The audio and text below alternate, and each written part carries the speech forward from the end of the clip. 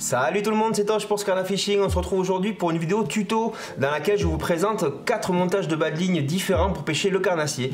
Alors c'est pas forcément les montages qu'il faut faire à tout prix, c'est pas forcément les meilleurs montages du monde, c'est simplement les montages que nous utilisons au quotidien avec Anito. C'est une question que vous nous posez souvent et avec cette vidéo je vais essayer juste de vous répondre. Et si jamais vous avez des idées, d'autres idées de montage, tout ça, n'hésitez pas à le mettre dans les commentaires de cette vidéo. Donc sur les 4 montages, je vais aller du montage le plus léger au montage le plus lourd. Donc, je vous conseille d'aller voir la vidéo qui est sortie hier sur notre chaîne consacrée exclusivement aux nœuds. Aujourd'hui donc volontairement je ferai l'impasse sur les nœuds pour vous parler seulement du diamètre, de longueur, de bas de ligne, etc. Donc on commence tout de suite avec le premier des montages qui est le montage le plus léger destiné à la perche et aux cendres en linéaire ou en vertical. Allez, on commence de suite avec le premier montage qui sera le plus léger des 4. Ce montage là on l'utilise beaucoup nous en lac de barrage pour chercher le cendre et la perche. C'est un montage qui n'est pas du tout compatible avec la pêche du brochet. Attention, si jamais vous utilisez ça dans un endroit où il y a des brochets, où il peut y en avoir, c'est la coupe assurée à la moindre touche. Alors attention, n'utilisez pas ça pour pêcher le brochet, encore une fois, ça serait bien malheureux. Alors pour ce montage c'est très simple, vous avez votre corps de ligne qu'on appelle la tresse qui arrive, vous faites un nœud Albright et vous raccordez un bout de fluorocarbone. Ce qui fait la spécificité de ce montage, c'est la longueur du fluorocarbone et le diamètre du fluorocarbone qu'on va utiliser. Donc en longueur vous allez utiliser 1 à 2 fois la longueur de la canne et en diamètre vous utilisez un diamètre assez fin, je dirais entre 20 et 25 centièmes. En dessous de 20 centièmes personnellement je trouve que ça devient un peu cassant, un peu trop fragile. Sur des beaux sujets ça peut être très risqué. Donc moi j'utilise du 22 centièmes. Donc 1 à 2 longueurs de canne, ça c'est juste pour la discrétion parce qu'on sait que le cendre c'est un poisson qui peut être très tatillon et très craintif.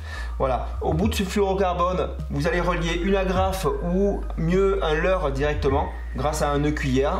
Donc le nœud cuillère vous l'avez vu dans la dernière vidéo consacrée au nœud.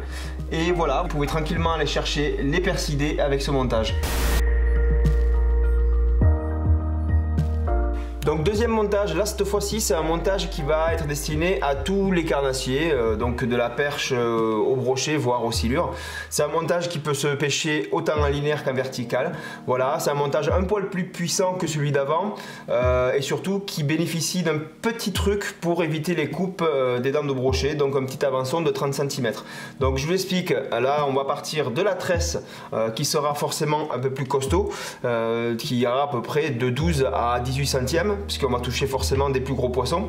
Ensuite on va faire un Albright sur lequel on va raccorder notre premier morceau de fluorocarbone, donc de la même longueur que sur le premier montage, on va dire une longueur de canne ou 2. Là on va aussi prendre un fluorocarbone un peu plus épais, donc autour de 25, 30, 35 centièmes à peu près. Et ce bas de ligne va devenir un bas de ligne dit de discrétion.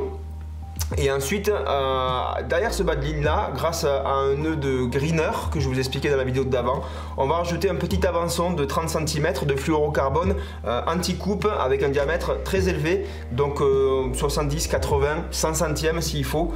Voilà, juste 30 cm qui vont vraiment servir à ne pas vous faire couper quand un brochet tapera sur votre leurre. Voilà, derrière ce bas de ligne, enfin on rajoute donc le leurre directement ou une agrafe assez forte. Donc soit par un nœud, soit par un sleeve. Un sleeve, pour ceux qui ne savent pas, c'est un petit tube en acier dans lequel on vient coincer le fil grâce à une pince spéciale. Voilà pour le deuxième montage, c'est un montage assez polyvalent qui permet de pêcher dans des étangs ou des lacs où il y a vraiment toutes les espèces de carnassiers présentes. Le troisième montage est un montage très simple aussi, encore plus simple que celui d'avant. Celui-ci il est destiné plutôt au power fishing et à la recherche du brochet. C'est un montage qu'on monte beaucoup au printemps par exemple et l'été avec Anito. Pourquoi c'est un montage dédié au power fishing? Parce que tout simplement il permet de ne pas avoir de nœuds qui passent dans les anneaux à chaque lancer. Voilà, quand on prospecte doucement ou qu'on pêche à la verticale, avoir un nœud qui passe dans les anneaux de temps en temps, ça fait pas beaucoup de mal. Quand on a un power fishing, qu'on lance énormément et qu'on pêche très vite, je préfère éviter d'avoir un nœud qui passe dans les anneaux parce que ça tend à poncer un petit peu les anneaux, à abîmer les lignes et à créer des problèmes. Donc là tout simplement ce qu'on fait c'est qu'on a une tresse donc, qui est encore un peu plus forte, donc on va dire autour de 15, entre 15 et 25 centièmes. On va pêcher avec des leurres un peu plus lourds avec ce montage hein, forcément puisqu'on cherche que le brochet quasiment ou la belle perche. Sur cette tresse donc toujours un Albright, hein, toujours le même. Et là par contre mon fluoro qui ira de 40 à 80 centièmes selon le leurre qu'on utilise à peu près, c'est un fluoro qui sera beaucoup plus court. Donc il n'y aura que 50 cm grand maximum. C'est-à-dire qu'à chaque fois que je vais lancer, le nœud de raccord ici sera sous le premier anneau. Voilà, il ne sera pas dans les anneaux et ça ne va pas toucher à chaque fois que je vais lancer. Voilà, tout ça, ce petit bout de fluorocarbone relié pareil encore une fois à une agrafe ou directement au leurre. Une agrafe un peu plus forte bien entendu, et puis c'est à peu près tout pour ce montage. Voilà, c'est un montage très simple pour le power fishing et pour le brochet. Le dernier montage lui est carrément un gros brochet puisqu'on va parler d'un montage big bait. Dernier montage, là c'est le montage le plus puissant que nous utilisons. C'est un montage clairement destiné à des gros leurres de plus de 100 grammes comme ce Peak Shad.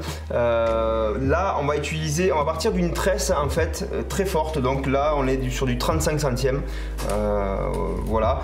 L'idée c'est bien entendu qu'il n'y ait rien qui passe dans les anneaux parce qu'avec des diamètres qu'on va utiliser pour le big bait, il n'y a pas beaucoup de nœuds qui passent dans les anneaux ou sinon c'est la catastrophe. Je vous laisse imaginer un nœud avec du 80 centièmes, déjà il faut pouvoir faire le nœud et en plus si vous passez ça dans les anneaux en lançant, vous êtes sûr de fracasser votre canne, quoi. Donc là, le montage est très court, vous voyez il tient presque dans l'angle de la caméra, enfin je dis presque mais pas du tout en fait. Donc voilà, ce qui va se passer c'est que je vais vous montrer ici. Qu'est-ce que je monte sur ce bas de ligne? On arrive avec la tresse ici, donc 35 centièmes. Ici, je vais faire un nœud palomar sur un émerillon rolling. Un émerillon rolling, c'est un émerillon qui tourne sur lui-même. Voilà. Pourquoi? Parce que quand j'ai un brochet au bout de la canne, notamment au bord du bateau, des fois le brochet se tourne sur lui-même plusieurs fois. Ça permet d'éviter la rotation du fil, ça permet d'éviter de vriller tout le reste du bas de ligne. Sur cet émerillon rolling, j'ai slivé un bout de fluorocarbone, donc là en 80 centièmes. Voilà. Et je prends à peu près une trentaine de centimètres et je viens sliver mon fluorocarbone sur un anneau brisé. Voilà, alors ça c'est une question qu'on me pose souvent. On me dit pourquoi tu utilises un anneau brisé plutôt qu'une agrafe. C'est juste une question de goût. Je trouve qu'un anneau brisé dans tous les cas c'est beaucoup plus résistant qu'une agrafe. Avec une pince spéciale à anneau brisé, on peut accrocher et décrocher un leurre aussi vite, franchement aussi vite. Et puis bon voilà, c'est juste une question de goût perso. Ça coûte moins cher aussi que les agrafes.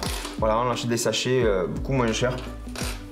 Et puis ça me paraît un peu plus robuste. Quand on lance des gros pâtés comme ça, je vous avoue qu'il y a quand même beaucoup de pression et il faut avoir des éléments ultra robustes.